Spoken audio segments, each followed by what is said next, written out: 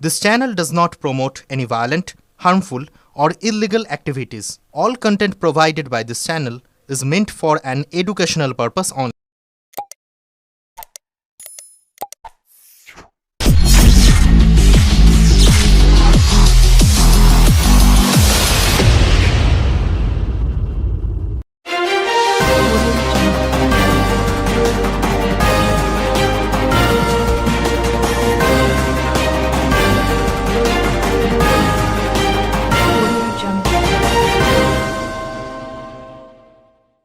উত্তরপাড়া পুর এলাকার ২০ নম্বর ওয়ার্ডে আমাদের পাড়া আমাদের সমাধানে এসে এলাকার বিধায়ক কাঞ্চন শুনলেন আমাদের পাড়া তৃণমূল তারা। অনেকেই বললেন আমাদের পাড়া আগে আমাদের রাস্তা সারা। পাল্টা বিধায়ক দিলেন পাল্টা উত্তর। সম্প্রতি দলের অন্দরেই পুরসভার এক কাউন্সিলর বিধায়কের ভূমিকা নিয়ে প্রশ্ন তোলেন। এলাকায় দেখা যায় না, দলীয় কর্মসূচিতে অংশগ্রহণ করেন না। এরপরেও আজ উত্তরপাড়া ২০ নম্বর ওয়ার্ডে আমাদের পাড়া আমাদের সমাধান কর্মসূচিতে এসে তিনি পাল্টা উত্তর দিলেন সেই অভিযোগের। তিনি জানান, হাতের ৫টা আঙুল যেমন সমান না, ঠিক সব নেতা ও কর্মী এক নয়। কার কার অনুষ্ঠানে কবে কবে উপস্থিত ছিলাম সেই ছবি পারলে গোল করে মার্ক করে দেব।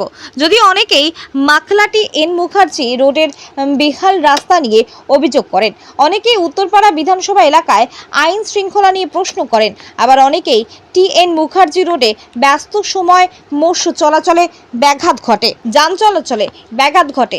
এই নিয়েই অভিযোগ জানান সকলে। ব্যুরো রিপোর্ট, আমার কলকাতা নিউজ। মানুষ তাদের আজকে সমস্ত সমস্যা নিয়ে আসবে, আমরা নথিভুক্ত করব, সমাধান সূত্র ওনারাই বার করবেন, যেটা সব থেকে আগে জরুরি। দেখা যাক যে আমাদের বেশি কী কী স্কেয়ারসিটি আছে এখানে, সেইটা কোনটা বেশি। আমি তো বিনিয়োগের ভিত্তিতে আমরা রাস্তা, ড্রেন, এগুলো আলো, এগুলো তার মধ্যে আবার কোনটা বেশি সেটা আমাদের বেছে নিতে হবে। আমরা দেখে নিতে হবে যে কোনটা আগে করা দরকার, সেই অনুযায়ী কাজ হবে। ২৬শে বিধানসভা নির্বাচন, আপনার এই ৪ বছর কেমন, উত্তরপাড়া মানুষকে কেমন লাগলো, ফিডব্যাক কি উত্তরপাড়ার? যেদিনকে আমি এখান থেকে যেদিন চলে যাবো বিদায়ী সম্ভাষণে পুরোটা বলে দিই। উত্তরপাড়া মানুষ কি আপনাকে আবার পাবে ২৬শে? আমি জানি না, সেটা আমাদের নেত্রী শ্রীমতী মমতা বন্দ্যোপাধ্যায়ের উপর আমাদের বিশ্বাস। তার আহ্বানে আমি এখানে এসেছি, তার আহ্বানে যা বলবেন তাই। দলের কেউ কেউ বিরাগ ভাজন হন আপনার উপর। আগের একটি কর্মসূচিতে আমরা লক্ষ্য করেছি কেউ কেউ বিরাগ ভাজন হয়েছেন, কিছু বলবেন? সাইজগুলো সমান নয়, সভাপতি সমান নয়। আমি সবাইকেই শুভকামনা জানাবো। তাদের অনুষ্ঠানে কিছু কিছু যারা যারা বলছে তাদের অনুষ্ঠানে উপস্থিত থাকার ছবিগুলো পাঠাবো, সেখানে আমার গ্রুপ আমি ছিলাম, গোল দাগ করে দেবো। এটা আমি দাঁড়িয়ে আছি, বিশ্বাস হল।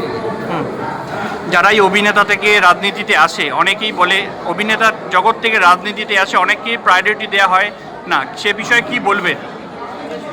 অনেকেই যারা রাজনীতিতে আসছেন অভিনেতা জগৎ থেকে, তাদের ফার্স্ট প্রায়োরিটি কি, রাজনীতি না অভিনেতা? কি বলবেন, আপনার কি মনে হয়? অভিনেতা হয়েছিলাম, অভিনেতা হিসেবে জনপ্রিয়তা সেটার পরে আমি এখানে এসেছি। অভিনয়টা আগে করেছি দীর্ঘ বছর। আমার অভিনয় জীবনে ক্যামেরার সামনে 30 বছর হবে 2026। তো এখানে 5 বছর, তার মানে 25 বছর আমি অভিনয় করেছি, সেটাকে তো আমি অস্বীকার করতে পারবো। শেষ প্রশ্ন, এই টি.এন. মুখার্জি রোড নিয়ে কিছু ভাবনা আছে আপনার? আমরা সবটাই নিয়ে ভাবছি। দেখুন, আর বর্ষা দেখেছেন তো, এবারের বর্ষাটা তো আমাদের হাতে নেই। হ্যাঁ, বললে তো তৃণমূল বর্ষা করাচ্ছে না। তো আমার তো মনে হয় এবারে যা বর্ষা হচ্ছে সেটা বোধ হয় প্রায় 2 বছরের বর্ষা, বোধ হয় 1 বছরের বর্ষা। কাজটা করবো কীভাবে, কিন্তু একটা সময় দিতে হবে। ধরুন আমি কাজ শুরু করলাম, আবার বর্ষার জল যে রাস্তায় পিচ তো হবে না, আমাকে একটু সময়, একটু ধৈর্য আর একটু সহযোগিতা চাই। আইন শৃঙ্খলা নিয়ে কিছু বলতে, উত্তরপাড়ায় রাজনৈতিক হত্যা হয়েছে আর কিছু কিছু চুরির ঘটনা ঘটছে, সিসি ক্যামেরা বা আপনার তহবিল থেকে কোনো কিছু? সব হত্যাকে রাজনৈতিক রঙ দিয়ে লাভ হবে না। তবে হ্যাঁ, প্রশাসনিকভাবে যতটা সম্ভব প্রশাসনকে আমি অনুরোধ করবো, সবাই প্রশাসনও চাইলে কঠোর হাতে যেন মানে সেইগুলোকে দমন করা।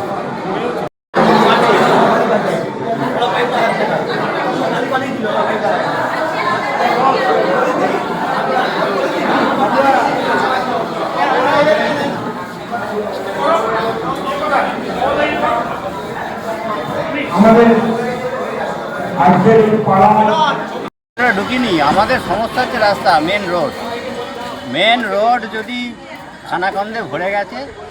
আপ টু দিল্লি রোড অব্দি রাস্তাটা যদি ঠিক হয় আমাদের খুব উপকার হয় পুজোর মধ্যে। আমাদের পাড়া রাস্তা খারাপ, এই তো ক্যাশ লাইন হওয়া উচিত। আমরা পরে আমি কিছু বলবো না, এগুলো রাজনীতির ব্যাপার, এসব না। আমার যেটা বক্তব্য হচ্ছে রাস্তাঘাট মেন রোড যেন ভালো করে সারাই হয়। আমরা 2 নম্বর ওয়ার্ডে থাকি, বাস করি। আমরা মুখ্যমন্ত্রীর ওদিকে রেল লাইনে থাকি। আমরা সরাসরি মুখ্যমন্ত্রীকে ফোন করার পর আমাদের ড্রেনটা হয়েছে পুরো কমপ্লিট হয়নি, অর্ধেক ড্রেন হয়েছে। তো সেটাতে আমার আরও সমস্যা আরও বেড়ে গেছে। জলটা আগে যাওয়া পাস করতো, এখন সব জল ঘরে ঢুকে যাচ্ছে। আজকে তো এসছেন, কি হলো? তা এখন আমরা কমপ্লেন জানিয়েছি, ওনারা বলেছে ঠিক আছে, আমরা চেষ্টা করছি, মানে হয়ে যাবে। এটা বলে আমাদের না, ওখানে যাতায়াত আমার খুব কমই হয়। তবুও হ্যাঁ, ওই রাস্তাঘাটের অবস্থা খুবই খারাপ, গর্ত হয়েছে, অত ফটোগুলো মনে হয় উঠতে যাবেই। ওনাকে তো এমনি খুঁজে পাওয়া যায় না, ওনার দলের লোকেরাই বলে উনি যখনই দেখি হামাগুড়ি দিচ্ছে, ডান্স করছে, অথচ লোকের কোনো কাজে লাগছে না। আচ্ছা, আমার পর আমার সমাধান, এটা কি নতুন আবার নাটক শুরু হয়েছে? আজকে ট্রেন মুখোচি রথটা এখান থেকে দিল্লি অবধি ঘুরে আসুন, দেখবেন রাস্তার বেহাল দশা, রাস্তায় জল জমে যায়। আমার পর আমার সমাধান নয়, এগুলো আটচল, ওদের পায়ের তলা মাটি সরে গেছে তৃণমূলের, যার জন্য এইসব নাটক করে ভোট নেওয়ার চিন্তাভাবনা করছে। আর সমাধানটা কি করবে? 26,000 চাকরি খেয়ে নিল, তার সমাধান করতে পারলো? অভয়াকাণ্ড সমাধান করতে পারলো? এসব লোকে আর ভুলবে না। বুদ্ধিসম্পন্ন মানুষ এদের থেকে সরে গেছে, এরা এটা বুঝে গেছে, যার জন্য নতুন নাটক করছে এরা। না, এরা টিকিট না তো লাভ পাবে, টিকিট নিলেই জিতলেই তো লাভ। যেমন কাঞ্চন মল্লিক জিতে গেল, তারপর খুঁজে পাওয়া যাচ্ছে না। মানে একটা যাকে তাকে দাঁড় করিয়ে দিয়ে আজকে মাঝখানে অপদস্থ হচ্ছে আমরা। বিধানসভার উত্তর বিধানসভা যারা তাদের ক্ষতি হচ্ছে। এদের কী আছে? জিতে যে যার মতো মজ মস্তিতে রয়েছে। কাঞ্চন মল্লিক এত কোনো পার্সেন্ট হলো? জোকারকে দাঁড় করিয়ে দিয়ে শেষ করে কেন থাকবে? সব যা করছে সব দলের ইন্ধনই তো হচ্ছে। এদের দলের যখনই কোনো অপরাধ হবে দেখবেন বাঁচাতে ওরাই চলে আসবে, থানায় ওরাই ফোন করবে। এগুলো করছে তো, বেকারত্ব বাড়ছে। আজকে চাকরি কিনে 26,000, বুঝতে পারছেন পরিস্থিতিটা কোথায় দাঁড়িয়েছে আজকে। একবার মাগলাম, সারা রাস্তায় ঘুরুন না, আমার পাড়া আমার সমাধান। এটা না, আমার পাড়া তৃণমূল তারা, এটা আমাদের স্লোগান, শুনে রাখুন। আমাদের পরিকল্পনা আছে, এরা যা করছে করুক, আমরা আমাদের মতো রাজনৈতিকভাবে লড়াই করে যাব, প্রতিবাদ করে যাব। আর যেখানে ভুল দেবো সেখানে আমরা অভিযোগ করা শুরু করব। আমাদের পাড়া আমাদের সমাধান ক্যাম্পে অবশেষে বিধায়ককে দেখা যায়। এখন এই ক্যাম্পগুলো করবার মধ্যে দিয়ে বিধায়ককে এলাকার মানুষের খুঁজে না পাওয়ার যে সমস্যা, তার সমাধান হবে কিনা আমরা জানি না। আমরা দেখতে পাচ্ছি এই ক্যাম্পগুলোতে মানুষের অংশগ্রহণ সেভাবে ঘটছে না। আসলে প্রশাসন বা পৌরসভা মানুষের অংশগ্রহণকে সুনিশ্চিত করবার ক্ষেত্রে যে উদ্যোগ নেওয়ার কথা ছিল, সেই উদ্যোগ তারা নিচ্ছেন না। তাহলে কোথাও দাঁড়িয়ে মানুষকে আড়াল করে এই ধরনের ক্যাম্পগুলোকে পরিচালনা করা। আমরা জানি বুথ ভিত্তিক 10 লক্ষ টাকা করে অ্যালটমেন্ট হওয়ার কথা। এখন সেই 10 লক্ষ টাকা মানুষকে না জানানো।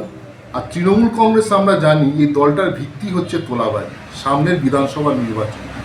তাহলে এই টাকার উপযুক্ত ব্যবহার সম্পর্কে একটা আশঙ্কার জায়গা থেকেই যাচ্ছে। বিধায়ককে আমরা শুনেছি ওখানকার স্থানীয় মানুষ কিছু সমস্যার কথা বলেছেন, ঠিকই তো। আজকে 12 মাস রাস্তার অবস্থা খারাপ। আমাদের এখানকার বিস্তীর্ণ অঞ্চল অল্প বৃষ্টিতে জলে ডুবে থাকছে।